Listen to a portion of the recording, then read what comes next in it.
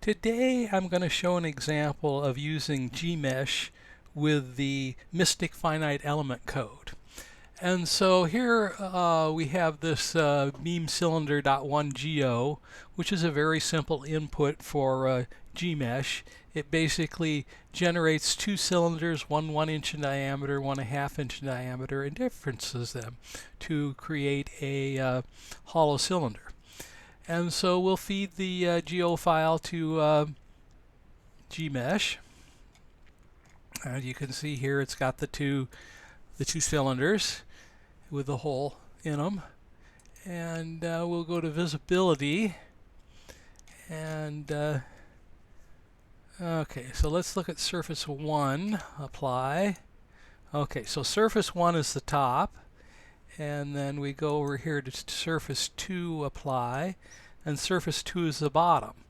And so we're going to clamp the one surface and let the other surface apply a traction to the other surface.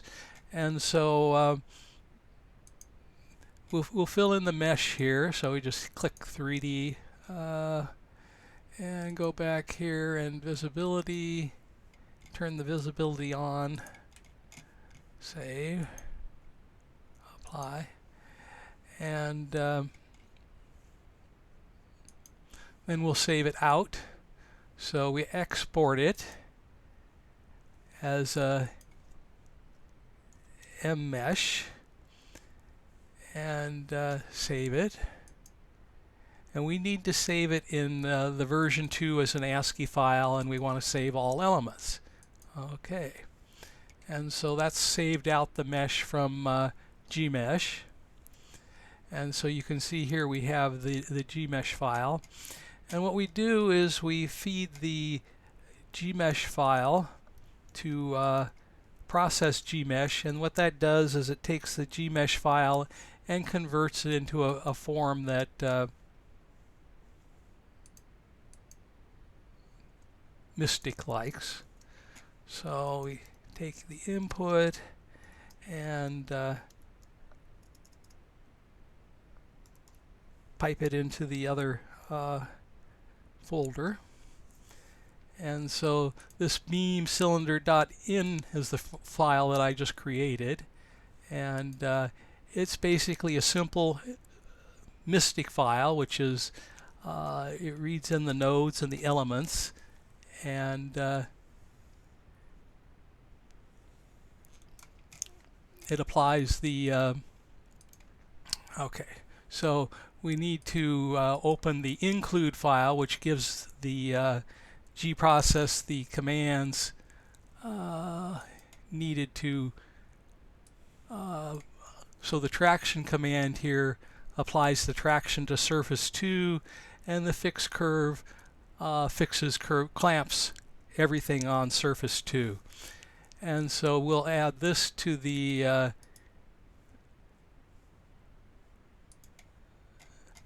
mesh file. So we just add a few lines to the bottom of the mesh file. And here's the mesh file. We go down to the bottom of the mesh file and we add these commands from the include file.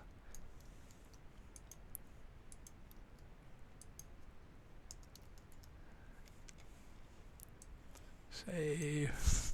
I forgot to do this on the first pass, so we do it again, doesn't hurt anything. So now we do the process again to create the input file with the boundary conditions, the pressure and the clamp boundary conditions. 6.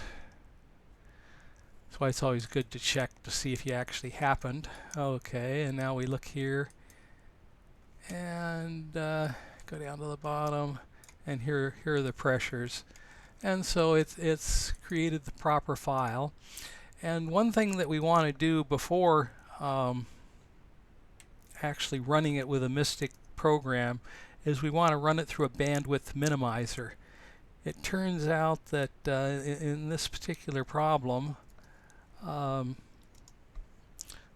so I take the bandwidth minimizer and feed it the input file.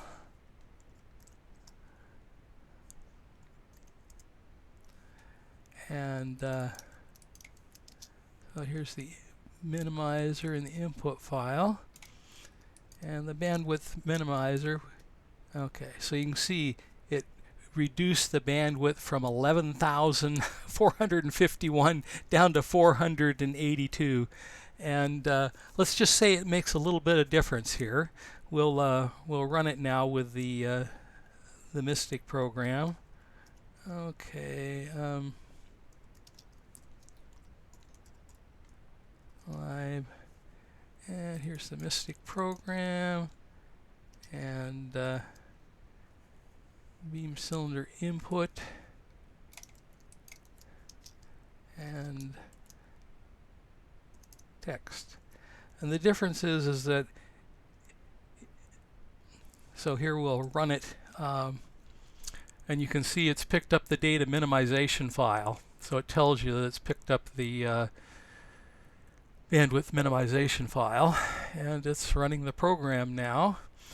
And it turns out that it just finished. It takes about 12 seconds, but if you run it without minimization, it takes an hour and 13 minutes to run. So from 12 seconds to an hour to 13 minutes is the difference between using bandwidth minimization and not using bandwidth minimization. And so we'll plot it now.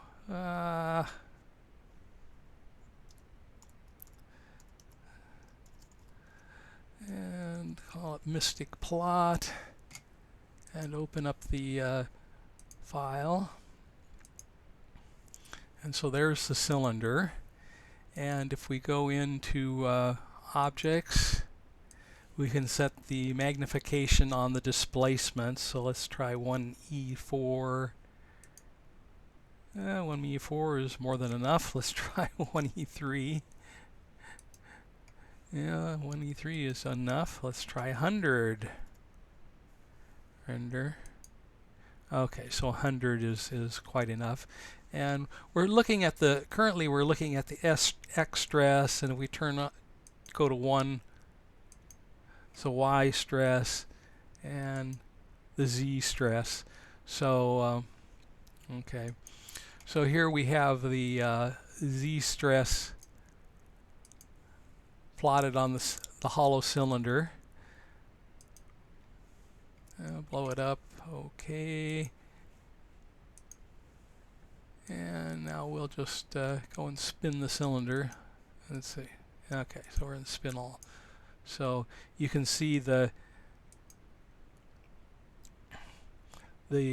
stresses on compression on one side and tension on the other side, and there you have it, an example of a very simple problem running Gmsh using the Mystic Finite Element Code. And the point to not forget is that bandwidth minimization is very important. The solution time goes from an hour and 13 minutes down to 12 seconds. So that's it for today.